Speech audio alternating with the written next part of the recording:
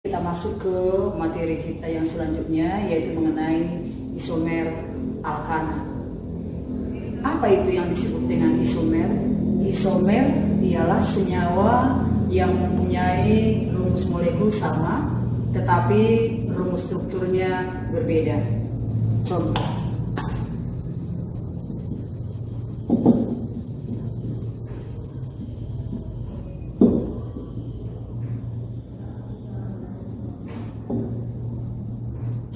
Kita ambil contoh yang pertama, isomer dari butana. Ini C4H10.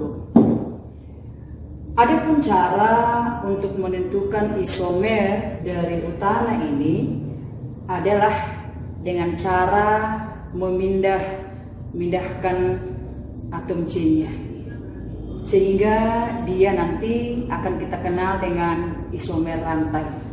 Nah, di sini butana C4H10, maka isomer yang pertama itu kita buat dia lurus.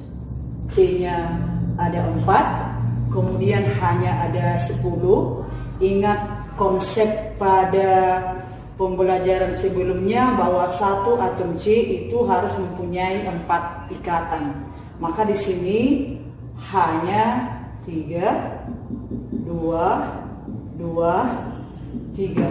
Ini namanya karena senyawa alkana ini tanpa cabang, maka kita sebut dia normal butana.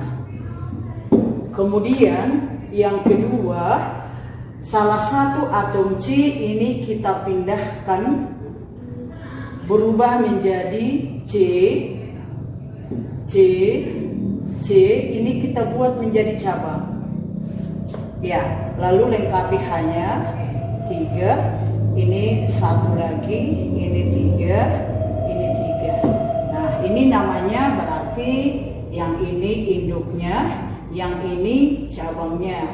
Maka namanya nomor 1, 2, 3 berarti 2 metil, induknya ada 3 berarti propana. Lalu kalau kita lihat masih adakah yang bisa dipindah? Tidak ada lagi. Berarti butana itu hanya memiliki 2. Jadi di sini kita buat butana memiliki 2 isomer. Kemudian kita coba contoh yang lain. Kita cari isomer dari heksana. Ini C6H14. Ya, yang pertama kita buat dia tanpa cabang. C-nya ada 6, 2, 3, 4, 5, 6. Karena dia tidak bercabang berarti namanya normal heksana. Lengkapi hanya 3, 2, sini 3. Lalu isomer yang kedua kita pindahkan ke sini menjadi cabang. Berarti di sini C ini kita pindahkan kemarin. Berarti tinggal ya 1, 2, 3, 4, 5, 6. Jadi tetap jumlah C-nya 6. Lalu lengkapi hanya 3, berarti di sini 1 lagi, sini 3, sini 2, 3. Nah, namanya berarti kita cari dulu induknya, rantai terpanjang. Yang ini.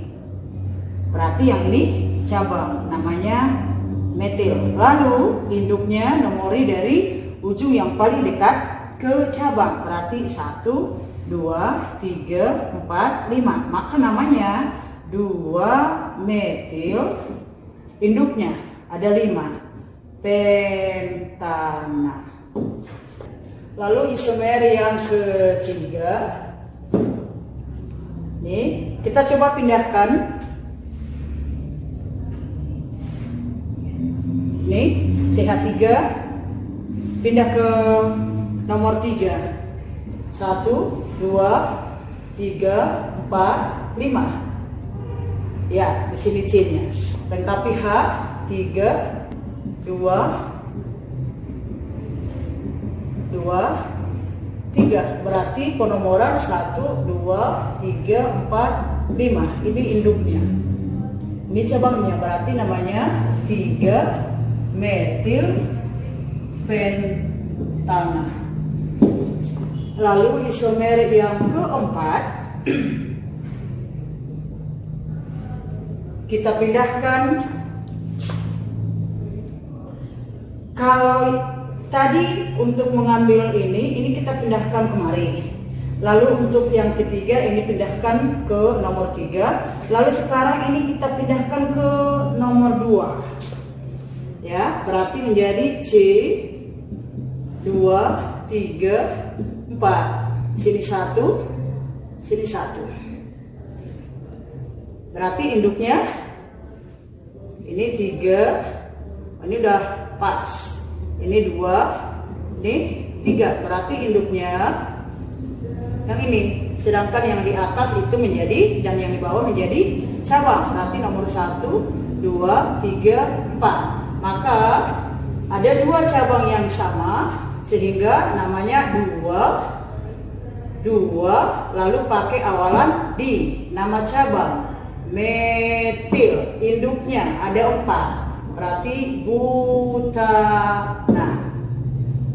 Kemudian kita cari apakah masih ada isomer yang kelima. Bisa, kalau ini kita pindahkan ke sini, bisa ya? Hasilnya 1, 2, nih. Lalu ada ke atas ya, jadinya ini kita pindah. Kemudian C ada ke bawah, lalu tinggal 1 lagi karena ini kita pindah ke sana. 1, 2, 3, 4, 5. Nah, berarti di sini ada 3, 1, 3, 1, 3. Berarti induknya yang ini. Cabangnya berarti ada 2. Nomor 1, nomor 2, nomor 3, nomor 4. Berarti 2, 3 di metil. Induknya butana. Lalu kalau kita pindahkan ke sini cabangnya ini, penomoran harus dimulai dari kanan. Berarti tetap namanya nanti menjadi 22 dimetil. Kalau sudah sama namanya, maka dia tidak lagi dikatakan isomer. Berarti sekarang kita lihat di sini sekarang, coba ya, perhatikan nomor 1 ini kalau kita jumlahkan C-nya 1, 2, 3, 4, 5, 6. C-nya 6, hanya 3, 5, 7, 9, 11, 14. Ya, C6, H14. Lalu di nomor 2, 1, 2, 3, 4, 5, 6. C-nya 6, hanya 3 tambah 3, 6, 9, 11, 13, 14. Sama ya, C6, H14. Kemudian di sini 1, 2, 3, 4, 5, 6. C6 hanya juga 14, di sini juga, di sini juga. Jadi kelima senyawa ini mempunyai rumus molekul yang sama, yaitu C6H14. Lalu lihat strukturnya, dibuktikan dari namanya berbeda. Itulah tadi yang disebut dengan isomer. Nah, sekarang nanti latihanmu tentukan isomer lengkap dengan namanya pentana dan heptana. Akan itu diklasifikasikan menjadi 2 bagian, yaitu sifat fisis dan sifat kimia. Sifat fisis dari senyawa alkana adalah senyawa alkana itu merupakan senyawa kovalen yang mempunyai titik didih dan titik lebur yang rendah. Titik didih dan titik lebur senyawa alkana itu dipengaruhi oleh panjangnya atau jumlah rantai atom C-nya. Sehingga sifat fisis dari alkana dapat kita simpulkan yang pertama itu semakin banyak atom C-nya, maka titik didih dan titik leburnya semakin tinggi. Maksudnya di situ adalah kalau kita mau bandingkan senyawa pentana dengan heksana, mana lebih banyak jumlah atom C-nya? Heksana tentunya. Berarti heksana mempunyai titik didih dan titik lebur yang lebih tinggi dibanding dengan senyawa pentana. Lalu sifat yang kedua adalah untuk jumlah atom yang sama, isomer rantai tidak bercabang, titik didih dan titik leburnya lebih tinggi dari rantai bercabang. Misalnya, kalau kita buat, ya ini normal 1, 2, 3, 4, 5, normal pentana. Lalu kita buat menjadi bercabang seperti ini. Jadi kalau di sini kan hanya kita lengkapi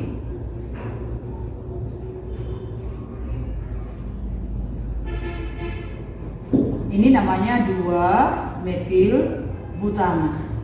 Ini kalau kita perhatikan ini kan sama jumlah C-nya atau rumus molekulnya sama, yaitu C5H12. Nah, perbedaannya ini tidak bercabang, sedangkan 2 metil butana ini bercabang. Maka di sini kita katakan titik didih dan titik lebur ini normal pentana lebih besar, saudara ya. Jumlah atom C yang sama seperti tidak bercabang lebih besar atau lebih tinggi dari 2 metil butana. Seperti itu maksudnya. Jadi kalau kita buat lagi isomernya ini kemari, berarti lebih rendah lagi atau lebih tinggi titik didihnya? Tentu kita katakan lebih rendah. Lalu sifat yang ketiga, semakin banyak cabang, semakin rendah titik didih dan titik leburnya. Itu tadi yang Ibu maksud. Jadi kalau kita bandingkan lagi dengan C ke atas, jadi 2 cabangnya, berarti ini lebih tinggi titik didihnya, baru 2 metil butana, baru 2 di metil propana. Itulah sifat fisis alkana. Lalu yang kedua, sifat kimia. Senyawa alkana merupakan hidrokarbon yang jenuh. Kenapa? Karena senyawa alkana itu hanya memiliki ikatan tunggal. Itu yang pertama. Lalu yang kedua, karena ikatan kovalen yang ada pada senyawa alkana itu merupakan ikatan kovalen yang sempurna, maka itu mengakibatkan senyawa kovalen itu kurang reaktif. Karena dia kurang reaktif, maka sehingga senyawa alkana sering diistilahkan dengan istilah parafin, artinya daya gabungnya kurang. Kemudian yang ketiga, sifat kimia dari alkana tersebut adalah semakin panjang rantainya, semakin kurang kereaktifannya. Kemudian yang keempat, dapat mengalami reaksi substitusi. Apa itu reaksi substitusi? Reaksi substitusi adalah reaksi pergantian. Kita ambil contoh yang pertama, substitusi gas klor terhadap alkana. Atau kita ambil di sini metana. Berarti di sini metana direaksikan atau bereaksi substitusi dengan Cl2, itu reaksinya kita buat menjadi CH4 ditambah Cl2, terjadi reaksi substitusi. Ini 1H dari CH4 berganti tempat. Itu artinya substitusi dengan 1 Cl dari Cl2, maka ini tinggal CH3. Ini 1 hanya masuk ke sini H, ya, kemudian masuk ke sini Cl-nya. Berarti terbentuklah CH3Cl tambah. Di sini tinggal tadi 1 Cl lalu masuk H dari sini sehingga menghasilkan HCl. Ini namanya metil klorida atau klorometana. Lalu contoh yang kedua, reaksi substitusi juga terjadi pada pembakaran gas metana. Reaksinya ditulis metana CH4. Bereaksi pembakaran berarti direaksikan dengan oksigen tambah O2, ini menghasilkan CO2 ditambah H2O. Jadi terjadi pergantian tempat ya. Itu yang disebut dengan substitusi. Lalu kita harus samakan jumlah atom di sebelah kiri tanda panah dengan di sebelah kanan tanda panah. Berarti di sini hanya di sini menjadi 4, ini harus kali 2, kemudian di sini ada 2. Kemudian yang terakhir kita lanjutkan ke kegunaan senyawa alkana. Senyawa alkana itu banyak kegunaannya dalam kehidupan sehari-hari. Di antaranya yang pertama, pada umumnya digunakan sebagai bahan bakar. Misalnya metana atau CH4 itu ada dalam gas cair yang dikenal dengan LNG, liquefied natural gas. Ini biasa digunakan sebagai bahan bakar pada industri. Kemudian contoh yang kedua itu dari etana sampai pentana, berarti C2H6 sampai di C5H12. Ini banyak terkandung di dalam LPG ya, bahan bakar yang digunakan dalam rumah tangga. Kemudian yang ketiga adalah butana. Ini pada umumnya terkandung dalam macis ya, bahan bakar korek api. Kemudian yang berikutnya adalah oktana. Ini terdapat pada bahan bakar bensin. Lalu yang kedua, kegunaan dari senyawa alkana selain sebagai bahan bakar tadi juga digunakan sebagai pelarut non-polar, yaitu pelarut yang dapat digunakan untuk melarutkan senyawa-senyawa yang bersifat non-polar. Kegunaan yang ketiga digunakan alkana digunakan dalam industri lilin dan aspal. Lilin nanti digunakan sebagai alat penerang dan aspal digunakan sebagai pengeras jalan. Demikianlah materi kita untuk hari ini. Selamat siang.